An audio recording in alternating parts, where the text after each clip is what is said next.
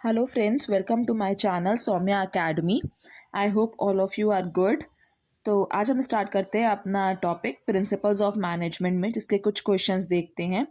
ये सारे क्वेश्चंस आपके यूपी टीजीटी पीजीटी के जो एग्ज़ाम्स होते हैं उसमें ये सारे क्वेश्चंस आपके आए हुए क्वेश्चंस हैं। तो मैं ये क्वेश्चंस ही कराती हूँ बिकॉज ये सारे क्वेश्चंस जो हैं वो रेपिटेटिव है। हर साल किसी ना किसी ईयर में ये सारे क्वेश्चंस कोई ना कोई क्वेश्चन आया हुआ है, जिसमें से कुछ क्वेश्चन देखते हैं। तो पहला क्वेश्चन है, who among the following is the propounder of theory Z in management, यानी इनमें से कौन प्रबंधन में जेड सिद्धांत के प्रतिपादक है। तो पहले जेड सिद्धांत क्या होता है वो जान लेते हैं। तो जो जेड सिद्धांत होता है वो मूलतः कर्मचारी की संस्था में निष्ठा को बढ़ावा देने के लिए केंद्रित होता है। इसे अगर हम नॉर्मल टर्म्स में या इसको सिंपल टर्म्स में इसको समझें तो इस सिद्धांत में कर्मचारी के विकास पर जोर देने पर बात की गई है तथा उसकी कार्य पर तथा कार्य के बाहर की ज़रूरतों को ध्यान में रखने पर भी ध्यान केंद्रित किया गया है। तो अब बात करते हैं कि जेड सिद्धांत के प्रतिपादक कौन है, यानी उसके प्रोफाउंडर कौन है थ्योरी जेड के मैनेजमेंट में। तो इसके हैं ऑप्शन नंबर ई आपका दिया हुआ है विलियम उची, यानी विलियम आउची जो ऑप्शन दिया हुआ है ये आपका करेक्ट ऑप्शन है। यही है इस थ्योरी के प्रोफाउंडर। नेक्स्ट अब हम बात करते हैं क्वेश्चन की, वो है हमारा execution of policies is a part of, यानी नीतियों का निष्पादन डैश का भाग होता है। तो ये किसका भाग होता है? पहला ऑप्शन है हमारा ऑपरेटिव मैनेजमेंट, यानी प्रचालनात्मक प्रबंधन। उसके बाद है ऑर्गेनाइजेशन मैनेजमेंट, संगठन प्रबंधन। उसके बाद है एडमिनिस्ट्रेटिव मैनेजमेंट, यानी प्रशासकीय प्रबंधन। उसके बाद है एग्जीक्यूटिव मैनेजमेंट, कार्यकारी प्रबंधन। पर्सनल मैनेजमेंट यानी कार्मिक प्रबंधन। तो ये एग्जीक्यूशन ऑफ पॉलिसीज यानी नीतियों का निष्पादन जो है ये हमारा ऑपरेटिव मैनेजमेंट प्रचालनात्मक प्रबंधन का जो है ये भाग होता है। उसके बाद बात करते हैं हम अपने नेक्स्ट क्वेश्चन की, under management reporting system control reports and information reports are a part of, यानी प्रबंधकीय प्रतिवेदन प्रणाली के अंतर्गत नियंत्रण एवं सूचना संबंधी प्रतिवेदन एक हिस्सा होते हैं। तो ये किसका हिस्सा होते हैं? ये option number B operating reports का हिस्सा होते हैं, परिचालन प्रतिवेदनों का हिस्सा होते हैं। ये आपका परिचालन प्रतिवेदन है उसका हिस्सा होते हैं। यानी एक बार फिर से क्वेश्चन पढ़ लेते हैं, under management reporting system control reports and information reports are a part of operating reports. ये किसके भाग होते हैं? वो होते हैं परिचालन प्रतिवेदन के। नेक्स्ट अब हम बात करते हैं अपने नेक्स्ट क्वेश्चन की, मैनेजरियल स्किल इंक्लूड्स, यानी प्रबंधकीय कौशल में सम्मिलित है। तो इसमें क्या सम्मिलित होता है? इसमें सभी सम्मिलित होते हैं, यानी तकनीकी कौशल भी होता है, उसके बाद डायग्नोस्टिक स्किल भी होता है, नैदानिक कौशल, उसके बाद क्या है पॉलिटिकल स्किल यानी राजनीतिक कौशल भी होता है। तो ऑप्शन नंबर डी जो हो जाएगा वो हो जाएगा आपका ऑल ऑफ दी अबव। इसके अलावा इसमें मानवीय कौशल भी सम्मिलित होता है, उसके अलावा आपका अवधारणात्मक कौशल भी इसमें सम्मिलित होता है। तो इसमें ये सभी स्किल जो होते हैं वो इंक्लूड होते हैं किसमें? मैनेजरियल स्किल में ये सारे स्किल्स जो होते हैं वो इंक्लूडेड होते हैं। ये आपका यूपी पीजीटी 2016 का क्वेश्चन आया हुआ है। अब बात करते हैं हम अपने नेक्स्ट क्वेश्चन की, जो है general principles of reporting are, यानी प्रतिवेदन के सामान्य सिद्धांत हैं कंपैरिजन तुलना, कंसिस्टेंसी, संगतता, उसके बाद करेक्टनेस यानी परिशुद्धता, ऑल ऑफ दी अबव। तो ऑल ऑफ दी अबव आपका यहाँ पर करेक्ट आंसर हो जाएगा, यानी उपयुक्त सभी। तो जनरल प्रिंसिपल्स ऑफ रिपोर्टिंग यानी रिपोर्ट तैयार करते समय इन सभी बातों का ध्यान में रखना चाहिए, यानी कि कंपैरिजन भी होना चाहिए, उसमें करेक्टनेस भी होनी चाहिए।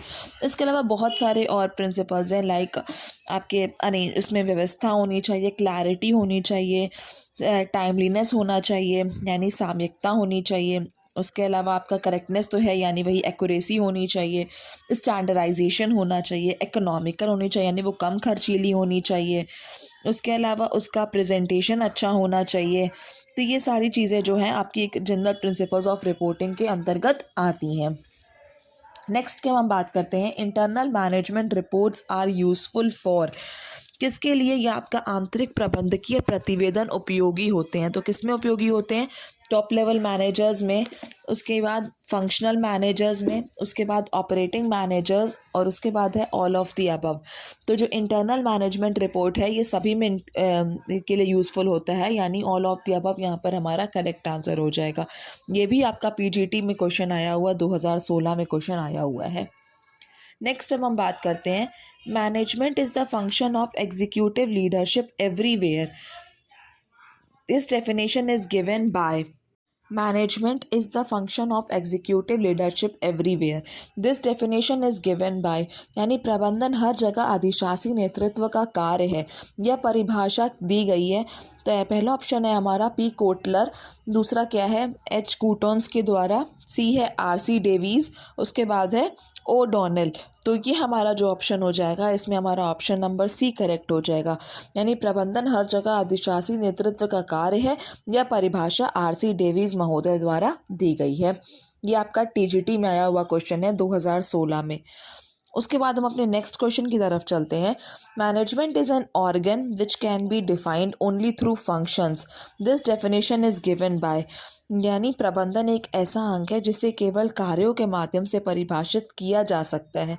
यह परिभाषा दी गई है।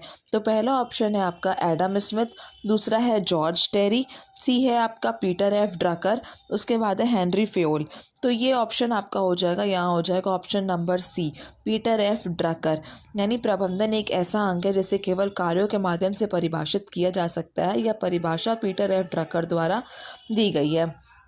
यहाँ पर एक आपका ऑप्शन है, ऑप्शन नंबर डी जो है हेनरी फेयोल है।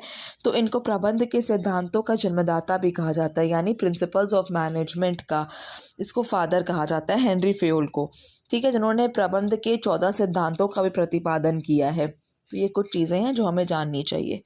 नेक्स्ट जब हम क्वेश्चन पे चलते हैं वो है हमारा the concept of management by objectives, यानी MBO वॉज प्रोपगेटेड बाय, उद्देश्यों द्वारा प्रबंधन सिद्धांत की अवधारणा को प्रसारित किया गया था। तो किसने किया था? पहला ऑप्शन है हेरोल्ड कूटन्स, उसके बाद है राल्फ डेविग्स, उसके बाद है HL गैंट, उसके बाद है पीटर एफ ड्रकर। तो MBO का नाम जहाँ पर भी आता है तो हमेशा वहाँ पर पीटर एफ ड्रकर का नाम आता है, क्योंकि उन्होंने ही इसको आपका क्या किया था, अवधारणा को उन्होंने ही प्रसारित किया था।